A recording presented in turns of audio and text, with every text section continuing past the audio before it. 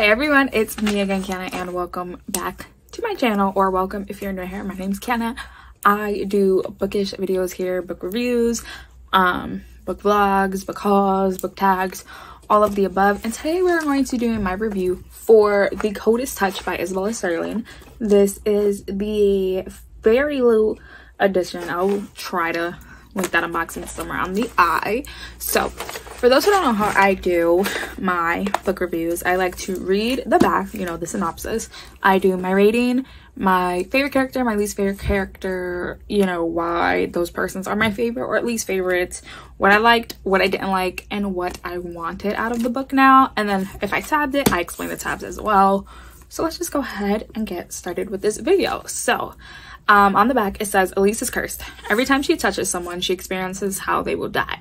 And when she predicts but is unable to prevent her brother's death, Elise is desperate to escape her terrible gift. Then she meets Claire, a vampire tasked with helping Elise master her rare powers and recruiting her to the Veil, a secret organization determined to protect the paranormal world at all costs. At first, Elise is reluctant to work with the vampire, but when she predicts a teacher's immediate murder, she's determined to stop the violent death. As Elise and Claire grow closer, Elise begins to wonder, can she trust someone who's tasked with securing her loyalty, someone who could so easily kill her, someone who might hold the key to unraveling her brother's mysterious death? So I gave this a 4 out of 5 stars. I thought this could have been at least 100 pages longer. So as it says in the back, we follow a girl named Elise, and she witnessed her brother being killed. He left in the middle of a storm. She chased after him. He crashed into, I think, a river, and she tried to follow him. And they never found his body, but she is so traumatized with seeing him drown that she basically cut everyone off. She broke up with her boyfriend. She stopped being friends with her friends. She stopped being on the swim meet. After that, whenever she touches someone, so she basically stops doing everything. When she comes back to school, she again is avoiding everyone, and her school is really like unfazed by the fact that, you know, her brother died. They were like, well, you have the summer to really get over it, so why aren't you over it? Like, she goes to this bougie ass school. Her mom tries very hard to make up for everything that happens and is very overbearing and doesn't understand why Elise doesn't like people touching her. But the father, on the other hand, like, when his son died, he just stopped caring about Elise. Like, every time she tried to talk to him, he would completely ignore her, and that annoyed me so much. And then Claire, as we said, is a vampire, but she was turned into a vampire by someone who abandoned her. In this world, when you're turned, the person who turned you is supposed to stay with you for a year to show you the ropes, and this person just abandoned her, and she doesn't want to be a vampire. She wants to get revenge on the person who turned her, and that is why she's working with the Veil, which is, you know, like the supernatural hierarchy, to train Elise as the new Death Oracle so that they could help her in turn find the person who turned her so she could kill that person. It was like, I think that was like the most interesting part. So when Elise goes back to school, she begins friends again with her best friend Maggie. She tells her what's going on. Maggie believes her. Maggie then gets Elise's ex-boyfriend Jordan in, and they broke up because she saw him dying besides a man and not besides her, so that kind of broke her heart as well.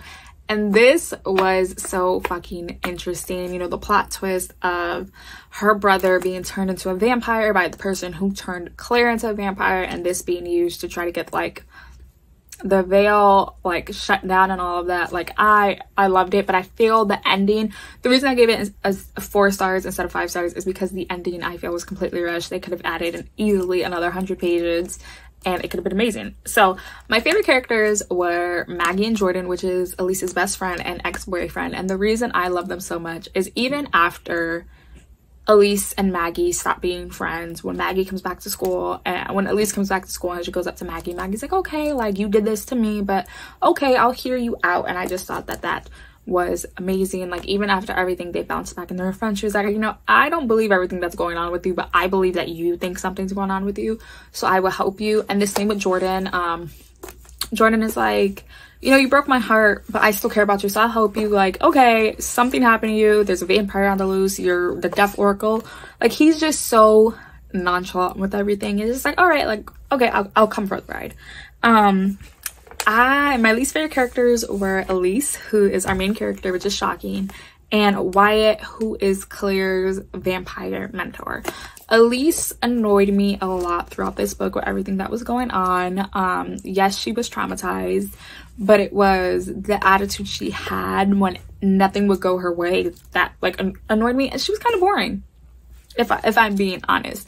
And Wyatt, to me, whenever Claire, who was supposed to be his best friend, who was supposed to be his sister, whenever she would bring up, okay, but are they getting any closer to finding the person who turned me into a vampire, he would brush her off like he really didn't care, like he just wanted her to get the job done of training Elise and nothing else.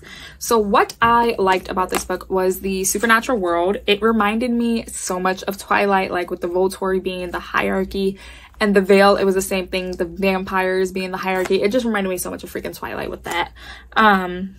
I loved how Maggie, like I said, Maggie and Jordan were still there for Elise no matter what. She dropped them, they were fine, they were hurt, and then they bounced back like nothing ever happened.